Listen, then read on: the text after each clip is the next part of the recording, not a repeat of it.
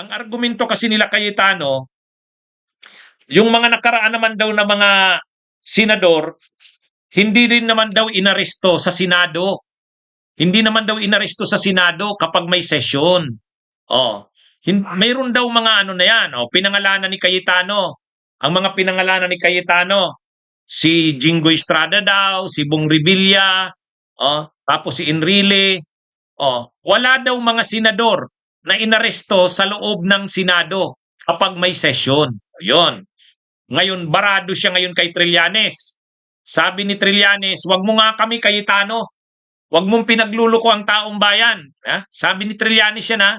Itong example ni Trillanes. In 2018, Makati RTC issued a warrant against me for rebellion and it was served by the PNP while the Senate was in session. Sumama ako sa pulis na nag-aresto sa akin. Yun. Barado si Escudero ay si Cayetano, mga kabunyog. Kasi pinagmamayabang ni Cayetano, wala daw pa sa history o wala pang precedent na nagkaroon ng pag-aresto sa Senado habang nakasesyon. Hindi yun. Actually, dalawa ang binigay ni Trillanes. Ito pa ang isa, mga kabunyog. Ipakita ko sa inyo. Ayan. Previous senators arrested in Senate. Yan. Ginawa ito ng GMA. Basahin natin. Basahin natin. 2017, Laila de Lima. 2018, Trillanes. Ito. Laila de Lima, basahin natin. De Lima was arrested while inside the Senate for cases related to the illegal drug trade. With the coordination of the PNP and Senate Sergeant-at-Arms, an arrest warrant was served. De Lima surrendered but insisted that she was innocent of the charges. Yan yung ano. Si Trillanes naman. Ito yung sa kanan. Trillanes.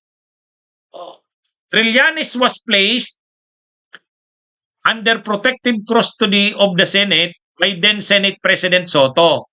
Ayan. His arrest was on the charge of rebellion after former President Rodrigo Duterte withdrew his amnesty. Trillanes was arrested and placed in Senate custody before filing for bail. It was in 2024 that the Supreme Court ruled that the withdrawal of amnesty was unconstitutional. So malinaw na ngayon So paano ngayon sasabihin ni Cayetano, ni Caldero, na walang nangyari pa sa Senado na inaresto habang nakasesyon? Barado si Cayetano, mga kabunyog, kahiya kay Trillanes Nung nagsalita kasi si Cayetano, akala niya hindi siya mababara dyan.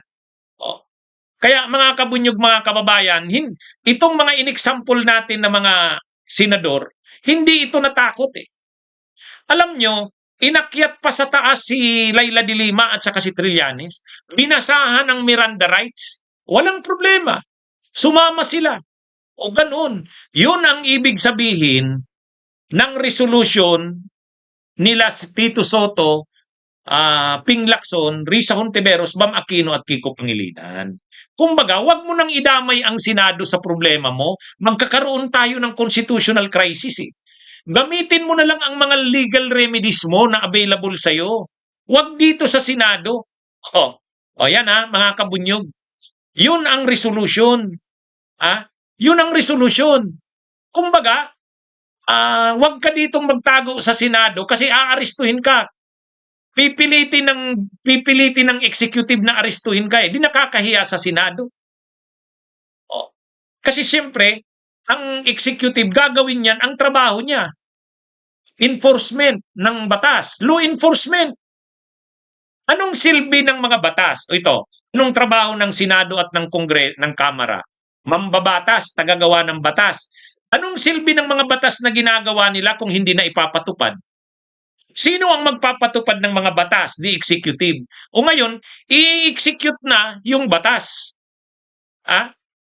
I-execute na yung batas Ngayon, may remedies pa ba si Bato? Yes! Katulad din ni Trillanes at ni Laila de Lima, pagkatapos silang maaresto, ginamit nila ang mga legal remedies na available sa kanila. Pero hindi na nila hindi na nila idinamay ang Senado. Hindi nila idinamay ang Senado. Kahit sa totoo lang, yung mga ginawa kay Trillanes at saka kay Leila de Lima, gawa-gawa lang ni Duterte yun. O halimbawa si Leila de Lima, ano ang kaso ni Leila de Lima? Illegal drugs. Gawa-gawa lang yun. Si Trillanes, bakit inaresto si Trillanes noong 2018? Kasi nabigyan siya ng amnestiya ni Pinoy. Ang ginawa ni Duterte sa kanila, Soljen Calida, winala nila yung application ni Trillanes sa amnesty. O dahil nawala yung application ni Trillanes sa amnesty, invalid daw yung amnesty. Ganon. Kinasuhan uli si Trillanes ng rebellion. Iyan na ngayon, yung inaresto siya. Matindi yung mga ginawa kila Trillanes at Leila. Gawa-gawa lang talaga yon. Pero hindi sila humingi ng saklolo ng Senado, hindi sila nagtago sa Senado, kasi ayaw nilang idamay ang Senado sa problema nila. Di ba? Yan mga kabunyog. Kaya bukas, ang mga kabunyog ay nandun sa Senado, umaga, 9:30, nandun na po ang bunyog. Hanggang hapon. Hanggang hapon, nandun po ang bunyog sa Senado bukas. Ang panawagan, dapat panagutin si Sara, panagutin si Sara, ibig sabihin tuloy yung impeachment. At arestuhin na si Bato. Kasi kung hindi mo aarestuhin si Bato, wala na. Yung ating batas na pantay-pantay na ipapatupad, mayaman man o mahirap, wala na. O ngayon, itong si Trillanes, binabara niya si Cayetano kasi ang yabang ni Cayetano, akala mo ang galing sa batas. Si Trillanes, hindi yan abogado. Pero mas magaling pa kay Cayetano. Kasi ang sinasabi ni Cayetano, wala naman daw nangyari pa sa Senado na inaresto doon mismo sa Senado habang nakasesyon. O yan. Binigay na ngayon ni Trillanes yung sabi niya 2018. Kaya ito mga kabunyog, mga kababayan, alam nyo, itong mga taong ito ngayon na humihingi ng due process, itong mga humihingi na ito ng proseso, ng proteksyon, alam nyo ang masaklap dito sa nangyayaring ito mga kabunyog? Itong mga taong ito, sila Bato de la Rosa, sila Digong, sila Sara Duterte, ito yung mga hindi nagbigay ng due process sa mga kababayan natin. Maaalala nyo yung extrajudicial killings. Bakit extrajudicial killings? Kaya nga extrajudicial, ibig sabihin hindi na dumaan sa batas. Pinatay na lang, pinalabas ng laban. Di ba? Extrajudicial killings. Yung mga pinatay ng mga riding in tandems, nagbuo si Duterte ng mga death squads, tapos pinagpapatay ang mga sinasabi nilang adik at kriminal. May due process ba yon? Walang due process yun. And yet ngayon si Bato, ang hinihingi ni Bato, protective custody. Mga duwag ito eh. Si Trillanes, hindi yan naduwag. Nilabanan niya yung ginawa sa kanya ni Duterte. Sumurrender siya voluntarily sa mga autoridad. Bakit? Ayaw niya nang magkaproblema noon ang Senado. Bahala na siya sa problema niya. Yan mga kabunyog, mga kababayan. Kaya itong issue na ito, maganda itong ginawa nila Senator, itong ginawa nila Senator Tito Soto. Ito po, 5 senators file a resolution urging Senator Bato de la Rosa to voluntarily surrender to proper authorities and seek judicial remedies. Yan ang ginawa ni Leila de Lima, yan ang ginawa ni Trillanes nung nagkakaso sila sa panahon ni Duterte. Voluntarily silang nag-surrender. Kahit nasa session ang Senado, nag-surrender sila. Hindi sila nagtago sa Senado. Kasi ilalagay mo pa ang Senado sa problema mo. Magkakaroon ng clash, panggaan. Tapos, saka na lang sila humingi, gumamit ng judicial remedies na available sa kanila. Marami naman silang mga abogado. Nandyan si Torion, nandyan sila Topacio. Akala ko ba magagaling yung mga abogado nila na yan? Diba? Nandyan pa si Jimmy Bundok. Pumapapil pa dyan. Ang dami nilang abogado. Si Vic Rodriguez, si Lambino, si Delgra, Canelo. Ba't hindi nila gamitin yan? Ang dami nilang judicial remedies na magagamit. Wag na nilang gawing kahiya-hiya ang Senado.